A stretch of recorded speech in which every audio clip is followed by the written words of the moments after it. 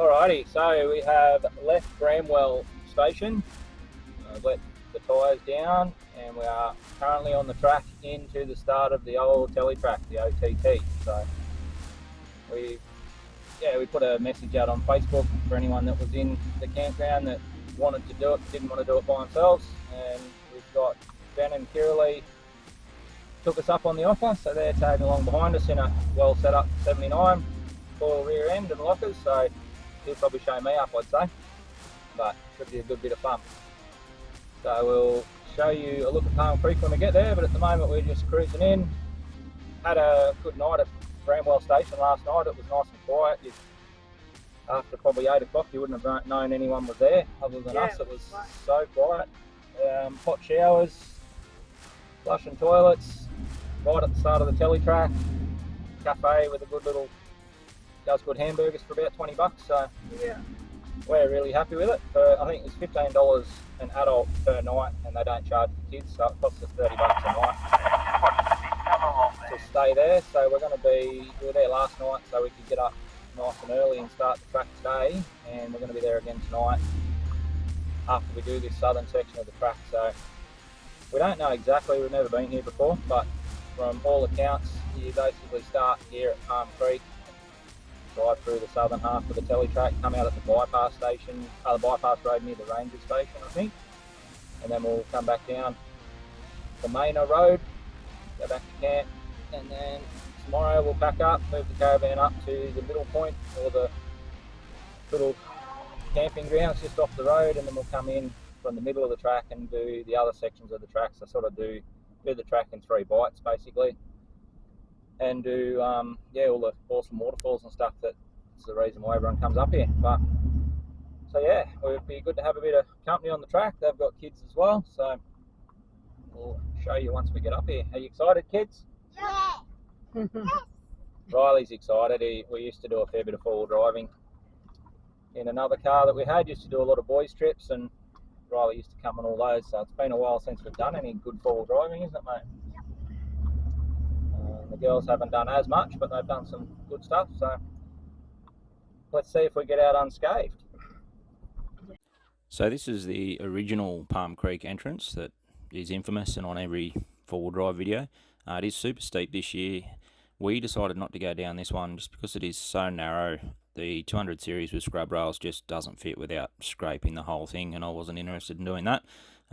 There is an easier option around to the far right, which you'll see us take here.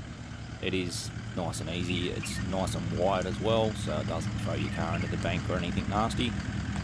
It's just gravity getting into the bottom. Don't need high clearance, don't need anything super tricky to get this one done. We would note as well that you've probably seen the pictures and the video going around the internet at the moment of the chopped 80 series that did roll onto its roof.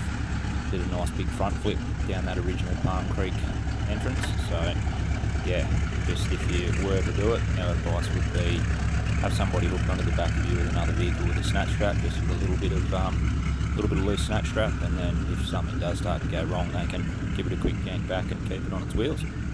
But anyway, this is us dropping into Palm Creek, and we'll talk you through the exit when we get there.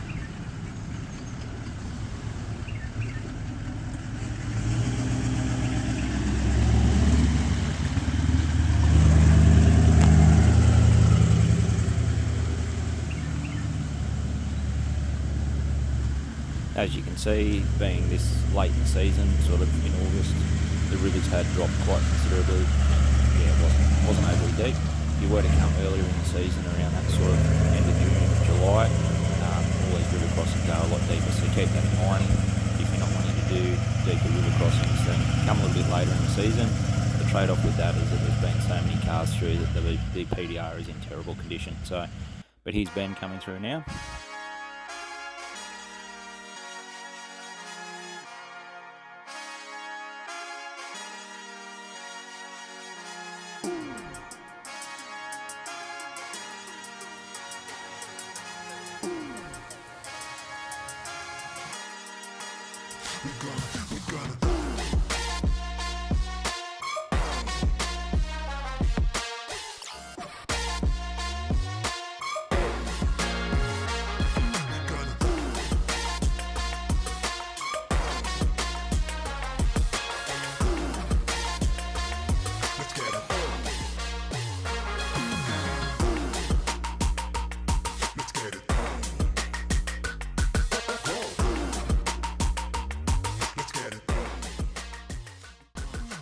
by taking the far right sort of easy entrance to Palm Creek that most people do, you do have to drive down along the river a little ways just to get to the exits. And like with the entries, there are 3 exits. The first one's basically, unless you want to winch yourself up, muddy slop, don't even bother. The second one, again, was quite muddy, but it is drivable. If you threw a couple of max tracks in there particularly, you'd get most cars up there. Or again, you may just need to winch the last little section of it. But what we chose again is the far right exit, which is a little bit washed out, as you can see here, but all in all, pretty easy. You can drive this if you pick the right line without lockers easy enough. So you'll see us come through here as well. One thing I will note as well, that it's been quite a while since I'd used the drone, and I didn't do any previous preparation, just got it out and started flying. So the drone footage in this is far from cinematic, but was getting to get the hang of it again by the end of it. But yeah, these first couple of shots, nothing spectacular, that's for sure.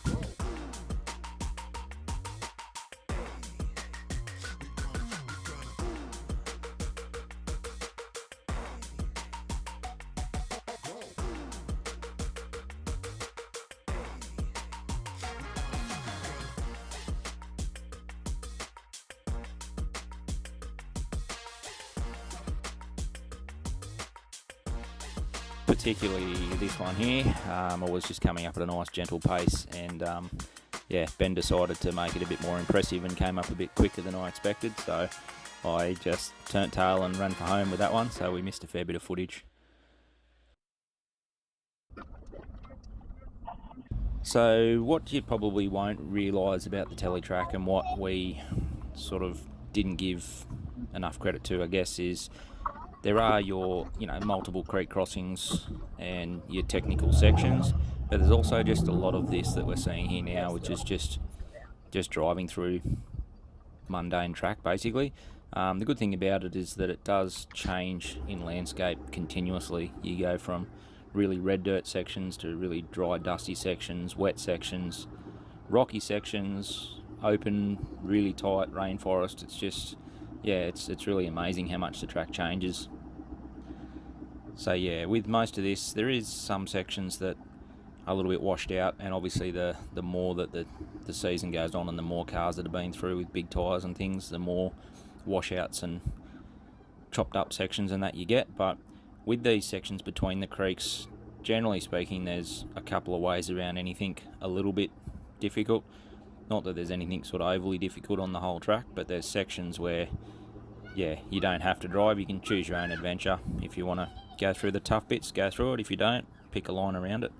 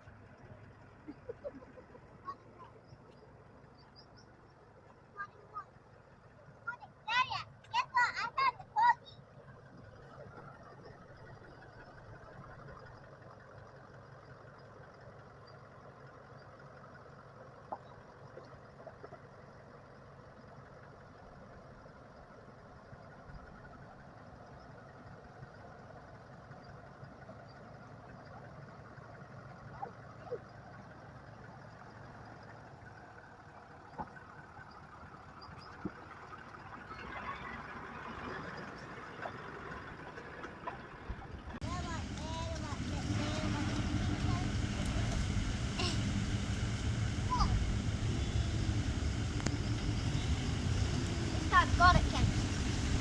Keep going, Dad.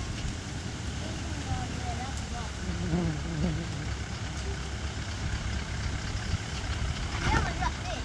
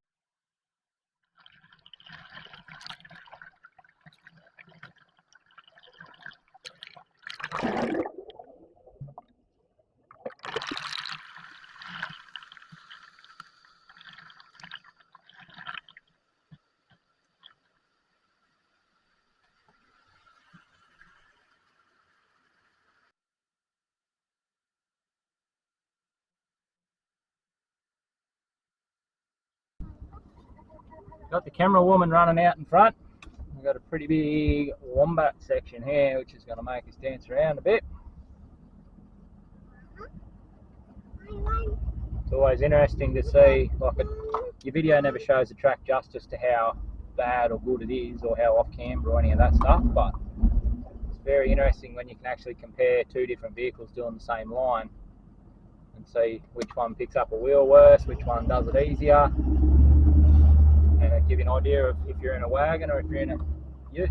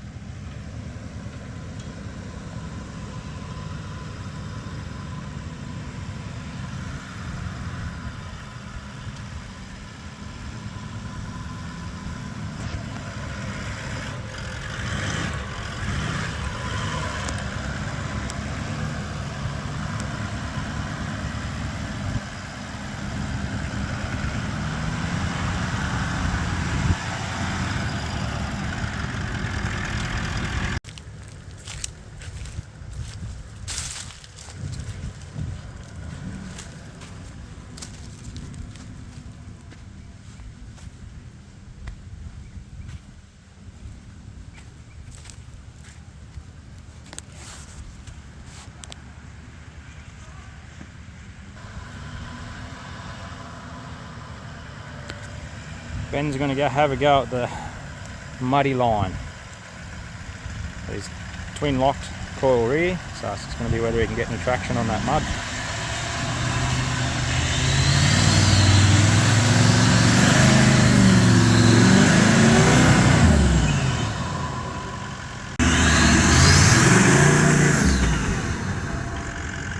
Might be a no-go.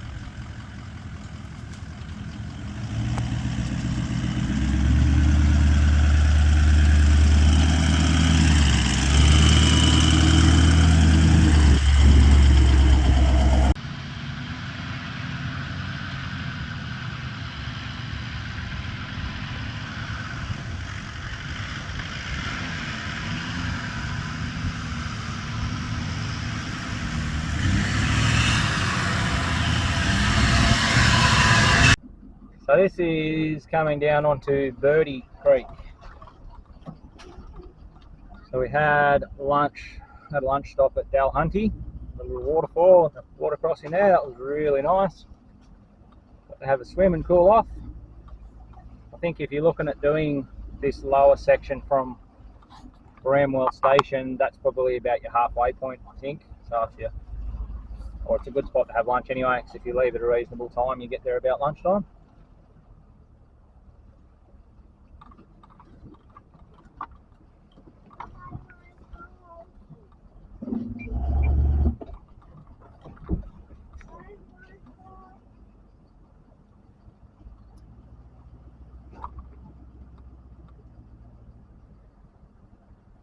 So we don't really know exactly where we're coming out yet, but once we find a bypass track or something, we'll come out and head back. But we go up a little bit higher yet by the look of it.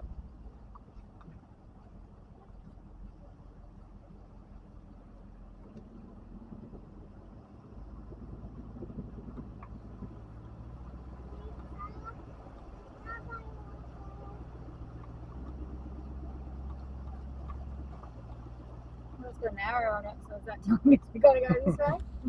So not far from Birdie Creek, you'll come to the bypass road that runs past the ranger station.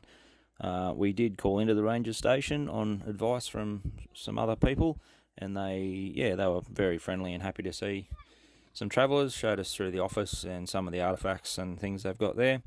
Was a very big day for some, but very fun day. Both Ben and myself had a great time, having seen the Teletrack on so many videos over so many years, and just for Jess and myself, how many times we've tried to get here and it just hasn't worked out for different reasons. So to finally be up there doing it was a great experience. It was good for Ben too, just to see what his car was capable of, and he'll have a lot more confidence now to go and hit the tougher stuff. But yeah, it was a great day, and now we're flying back to Bramwell Junction, spend the night there, and in the next video you'll see us do from Gunshot up to the northern section, and then the northern section of the track.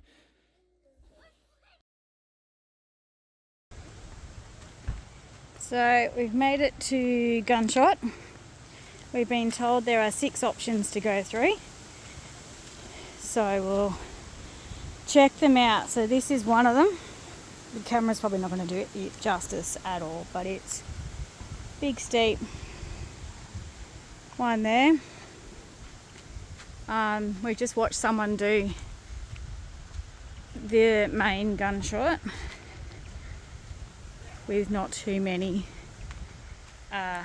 injuries to their vehicle, if that's what you say. This is now the new Gunshot here. This one here is the actual original Gunshot, but you can't actually get to it now, really. So I'll go and check out the other options.